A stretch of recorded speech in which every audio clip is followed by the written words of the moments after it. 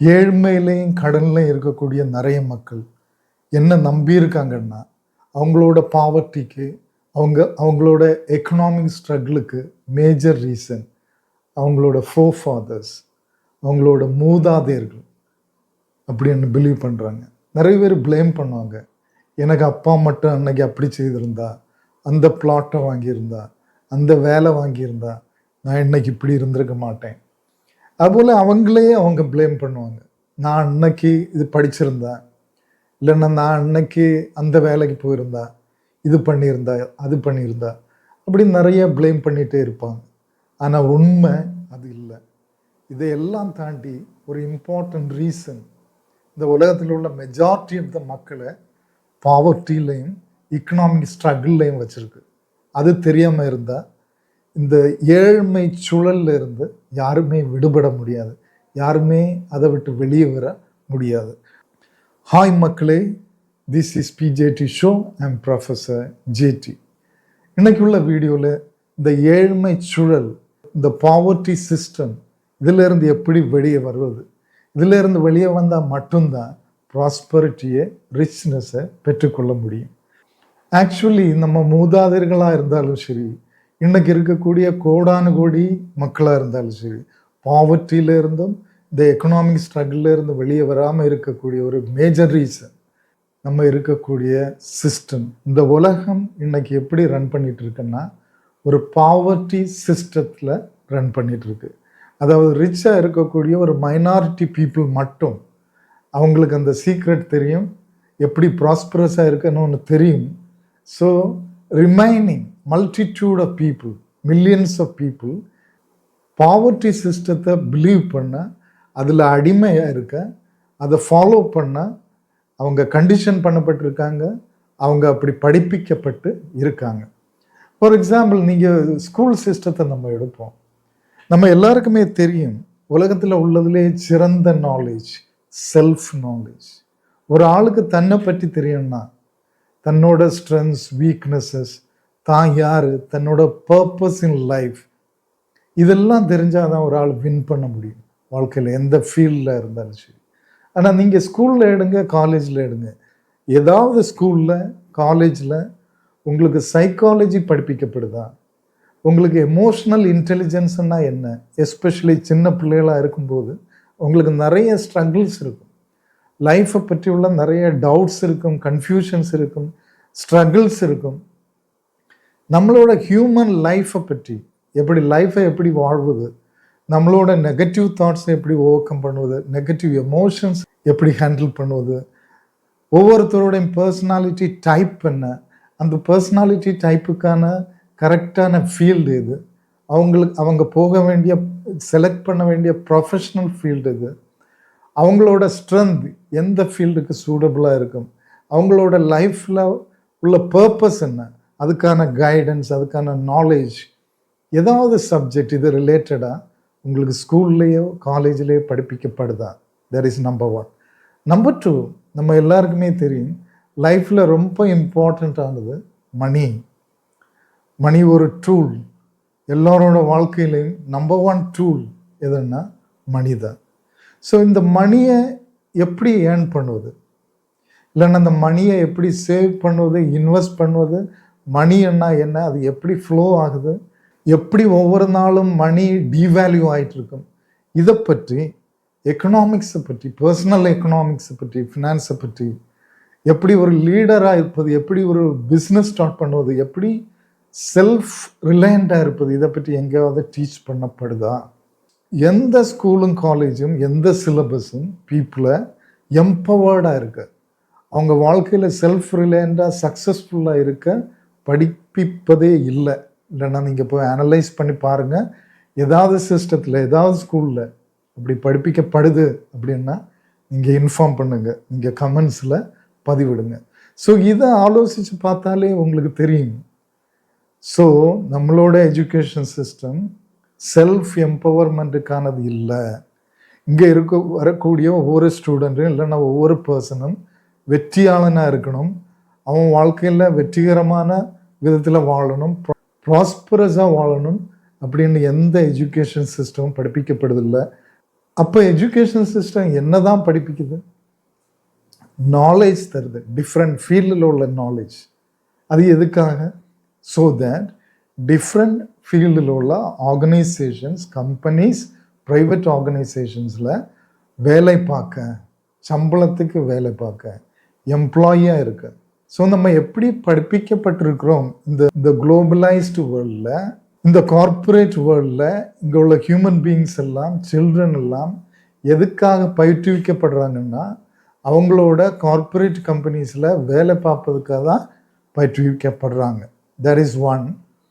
வேலை பார்த்தா மட்டும் போதாது. ஓகே, வேலை பார்த்தா சம்பளம் கிடைக்குமே, இன்கம் வருமே, மணி கிடைக்குமே அப்படின்னு நீங்கள் கேட்கலாம். அதுக்கு கூட 2 காரியத்தில் கூட உங்கள் லைஃப் ஸ்டைலை, உங்கள் மனசை கண்டிஷன் பண்ணுறாங்க. So that is number 1. Okay, வேலை பார்க்க பயிற்றுவிக்கப்படுவது. நம்பர் 2, பர்ச்சேஸ் பண்ண, கன்சியூமரிசம். ஓகே, நிறைய வாங்கி சேர்க்க, பொருட்களை வாங்க, அந்த பொருட்களை இஎம்ஐயில், கடனில் வாங்க பயிற்றுவிக்கப்படுறோம். That is number 2. நம்பர் 3, வாழ்க்கை ஃபுல்லாமே நம்ம வாங்கக்கூடிய சேலரி கடன் அடைக்க செலவு பண்ண பயிற்றுவிக்கப்படுறோம். ஸோ இது ஒரு லூப் அப்படின்னு சொல்லலாம். இது ஒரு ட்ராப், இது ஒரு பாவர்ட்டி ட்ராப். இந்த 3 ஸ்டெப் ஆக்சுவலி இது எப்பவுமே இப்படி சுற்றிட்டு தான் இருக்கும். இதுக்கு உள்ளே இருந்து வெளியே வர முடியாது. இது ஒரு வேர்ல்பூல் மாதிரி. ஓகே, இதுக்கு உள்ளே இறங்குனா இதில் இருந்து வெளியே வர முடியாது. அதை கொஞ்சம் கூட டீட்டெயில்டாக எக்ஸ்பிளைன் பண்ணுறேன். நீங்கள் படிக்கிறீங்க, உங்களுக்கு மணியை பற்றியெல்லாம் அவ்வளோ தெரியாது. ஓகே, வெல்த்தை பற்றி நாலேஜ் இல்லை, படிப்பிக்கப்படலை. ஓகே, உங்களுக்கு ஜென்ரல் நாலேஜ், ஒவ்வொரு ஃபீல்டில் உள்ள நாலேஜ் படிப்பிக்கப்படுது. அதனால் நீங்கள் வேலை பார்க்கலாம், எம்ப்ளாயாக இருக்கலாம். ஸோ ஃபர்ஸ்ட், நீங்கள் ஒரு எம்ப்ளாயாக இருக்க படிப்பிக்கப்படுறீங்க, உங்களுக்கு சேலரி கிடைக்குது. செகண்ட், அந்த சேலரியை எப்படி பொருட்கள் வாங்குவது, கூடுதல் பொருட்கள், தேவையில்லாத பொருட்களும் வாங்குவது, கன்சியூமரிசம், அப்படி கண்டிஷன் பண்ணப்படுறீங்க. ஓகே, நீங்கள் அதை வாங்குறீங்க, அதை எப்படி கடனில் வாங்குவது, அப்படி கண்டிஷன் பண்ணப்படுறீங்க. ஸோ இந்த கடனை, நீங்கள் வாங்கின சேலரியை பொருள் வாங்கி அந்த கடனை வாழ்க்கை ஃபுல்லாக எப்படி திருப்பி அவங்கக்கிட்டே கொடுப்பது, அப்படி கண்டிஷன் பண்ணப்படுறோம். So this is a loop actually. This is a whirlpool. இதுதான் ஒரு ஏழ்மை சூழல். இது ஒரு ஈகோ சிஸ்டம். இந்த சிஸ்டம் தான் இந்த உலகத்தில் இருக்குது. இந்த சிஸ்டம் தான் படிப்பிக்கப்படுது. ஸோ ரிச் ஆகணும்னா, ப்ராஸ்பரஸ் ஆகணும்னா கண்டிப்பாக ஃபர்ஸ்ட் ஸ்டெப்பாக இந்த சூழல்ல இருந்து வெளியே வரணும். இந்த சூழல்ல இருந்து எப்படி வெளியே வருவது, அதான் நம்மளோட மெயின் தீம் இந்த வீடியோவில். நம்பர் 1, இந்த சூழல்ல இருந்து வெளியே வரணும்னா நம்பர் 1, நிறைய பேருக்கு ஹோப்பே இருக்காது இதுல இருந்து எப்படி வெளியே வருவது. ஆனால் ஒரு ஹோப்ஃபுல்லான ஒரு காரியம் இருக்குது. இது ஒரு நேச்சுரல் சூழல் இல்லை, இது ஒரு மேன்மேடு சூழல், இது ஒரு மேன்மேடு சிஸ்டம். இந்த சிஸ்டத்துல இருந்து வெளியே வரணும்னா இன்னொரு சிஸ்டம் இருக்கணும். ஓகே, கண்டிப்பாக இன்னொரு சிஸ்டம் இருக்கு. நேச்சுரல் சிஸ்டம் இருக்கு, காட் மேட் சிஸ்டம் இருக்கு, கடவுள் உருவாக்கின ஒரு சிஸ்டம் இருக்கு. அது பாவர்ட்டி சிஸ்டம் இல்லை, அது ப்ராஸ்பரிட்டி சிஸ்டம். ஸோ இந்த சிஸ்டத்துல இருந்து, பாவர்ட்டி சிஸ்டத்துல இருந்து நீங்கள் வெளியே வரணும்னா ப்ராஸ்பரிட்டி சிஸ்டம்னு ஒன்று இருக்கு, அதை நீங்கள் பிலீவ் பண்ணணும், அறிந்து கொள்ளணும். அஃப்கோர்ஸ் கண்டிப்பாக ப்ராஸ்பரிட்டி சிஸ்டம்னு ஒன்று இருக்கு. அப்படி ஒன்று இருக்கிறதுனால தான் நிறைய மக்கள் பாவர்ட்டியிலேருந்து ப்ராஸ்பரஸாக மாறுறாங்க.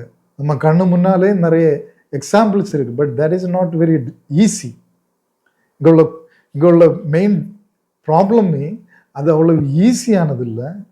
ஏன்னா நம்ம பிறந்ததுலேருந்தே கண்டிஷன் பண்ணப்பட்டிருக்கோம், எஜுகேட் பண்ணப்பட்டிருக்கோம், இப்படி தான் போகணுன்னு. இதை உடைச்சி நம்ம வெளியே வரணும். ஓகே, கண்டிப்பாக இன்னொரு சிஸ்டம் இருக்குது, அதனால் பயம் இல்லை. இதை உடைச்சி வெளியே வந்தால் நீங்கள் அனாதையாக போக மாட்டீங்க. இதோட ஒரு பெட்டர் பிளஸ்ட் சிஸ்டம் இருக்குது. ஆனால் இதை உடைச்சி வெளியே வரணும், அதில் கொஞ்சம் டிஃபிகல்ட்டி உண்டு.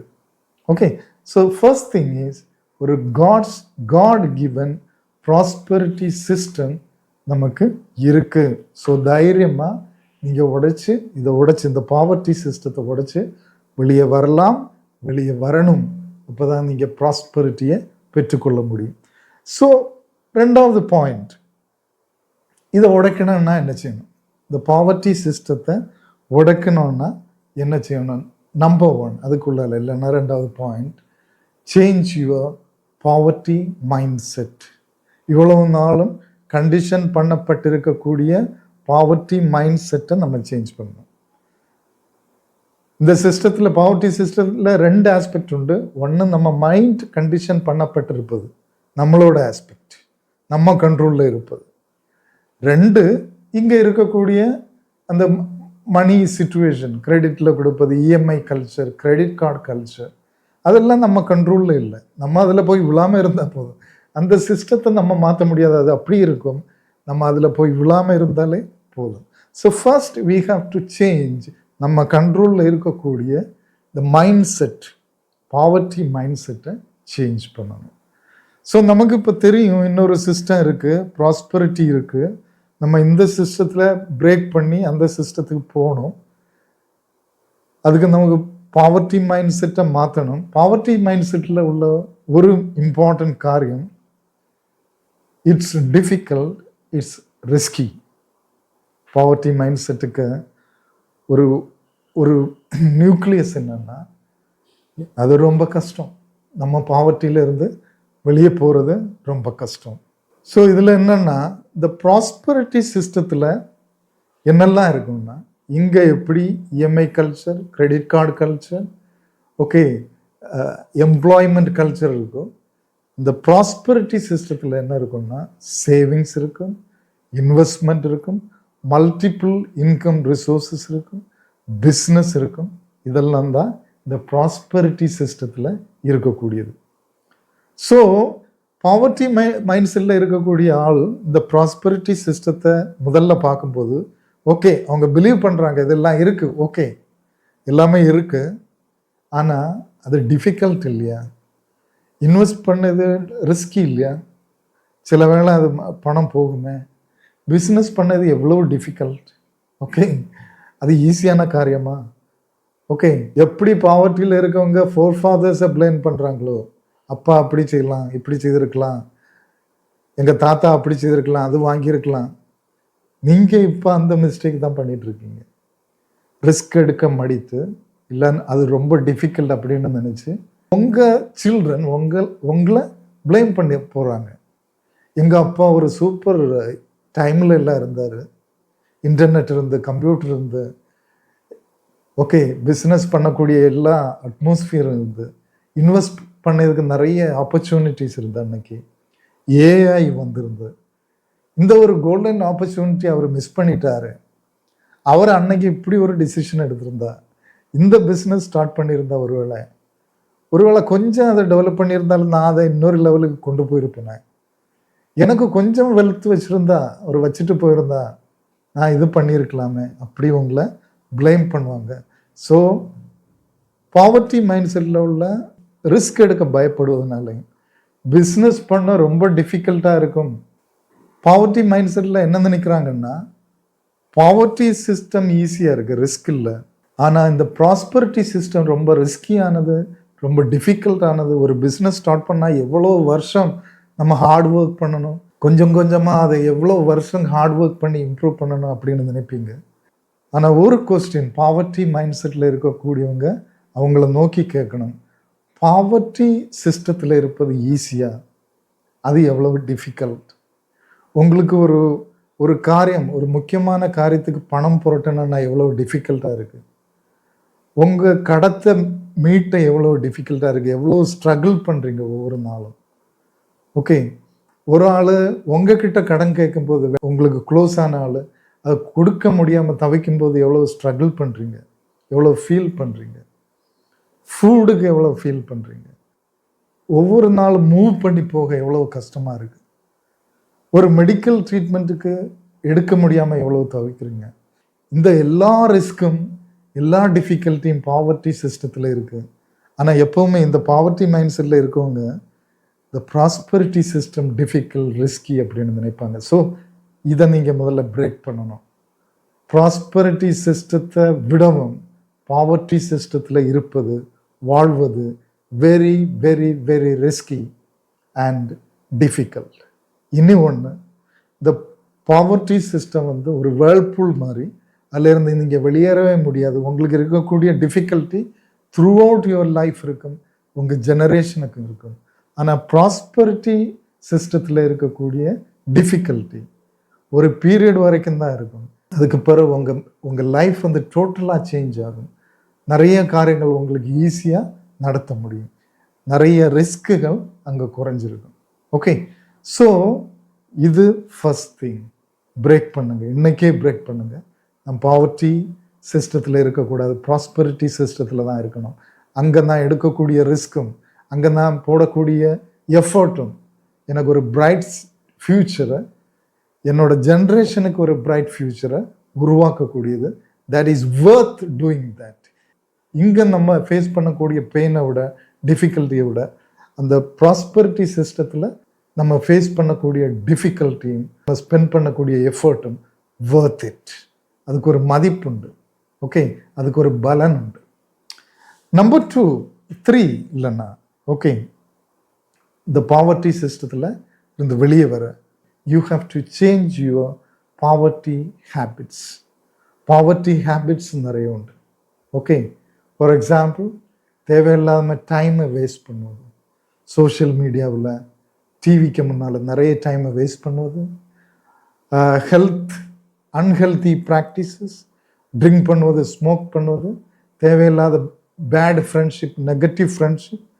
Okay, likewise another important thing, money related, instant gratification. Okay, கொஞ்சம் பணம் வந்த உடனே அதை நான் இதில் வாங்கவா, அதில் வாங்கவா, அந்த பைக் வாங்கவா, இந்த கார் வாங்கவா, ட்ரெஸ் வாங்கவா, என்னோட ப்ராஸ்பரிட்டியை ஷோ ஆஃப் பண்ணவா, நானும் மற்றவங்களை போல நடக்கவா. So that is a very very negative bad habit, poverty habit.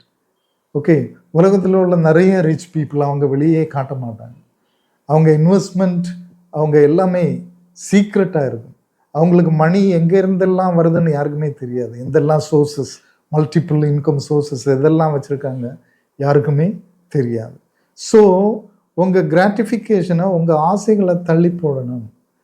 You have to come out of instant gratification. உங்களுக்கு வரக்கூடிய மணியில் அட்லீஸ்ட் 15% சேவிங்குக்கும் இன்வெஸ்ட்மெண்ட்டுக்கும் நீங்கள் யூஸ் பண்ணணும். Okay okay, so use your time productively, have good friendship, productive positive friendship, have good money habit. Okay, இவ்வளவும் இருந்தால் இன்னொரு வீடியோவில் இதை விட டீட்டெயில்டாக நான் இதுக்கு அடுத்த ஸ்டெப் உங்களுக்கு எக்ஸ்பிளைன் பண்ணுவேன். எஸ்பெஷலி ப்ராஸ்பரிட்டி சிஸ்டத்தில் எப்படி ப்ளே பண்ணணும். ஓகே, இவ்வளவும் நீங்கள் பண்ணால் பாவர்ட்டி சிஸ்டத்தில் இருந்து உங்களால் வெளியே வர முடியும். Slowly you can enter in to the prosperity system.